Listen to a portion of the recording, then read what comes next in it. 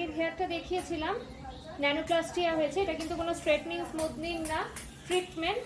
নিচের যে হেয়ারগুলো ড্যামেজ হয়েছিল সেগুলো আমি একদম ক্লোজ থেকে দেখাচ্ছি, দেখো সব রিপেয়ার হয়ে গেছে।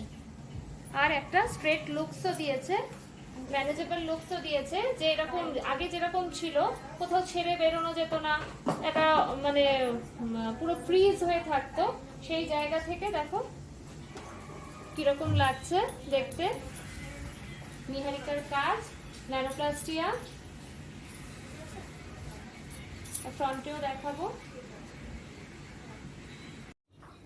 আর এই যে ফ্রন্ট লুকস দেখো, এটা পুরো ট্রিটমেন্ট হলো, কোনো কেমিক্যাল ট্রিটেড কিছু কাজ করা হয়নি, স্মুথনিং স্ট্রেটনিং রিবন্ডিং ওই ধরনের কোনো কাজ না, পুরো রিপেয়ারও হলো, সঙ্গে একটা ম্যানেজেবল লুকসও পেলো, স্ট্রেট লুকস যেটা ও চেয়েছিল।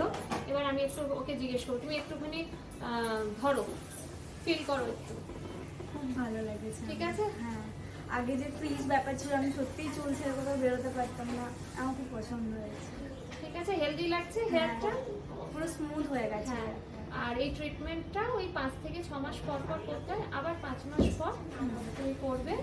আর এটা ট্রিটমেন্ট, এটা কিন্তু কোনো স্ট্রেটনিং ট্রিটমেন্ট। আর হচ্ছে তোমার বাড়িতে শ্যাম্পু মাস্ক সেরাম ঠিকঠাক ইউজ করবে, ব্যাস তাহলেই। Thank you.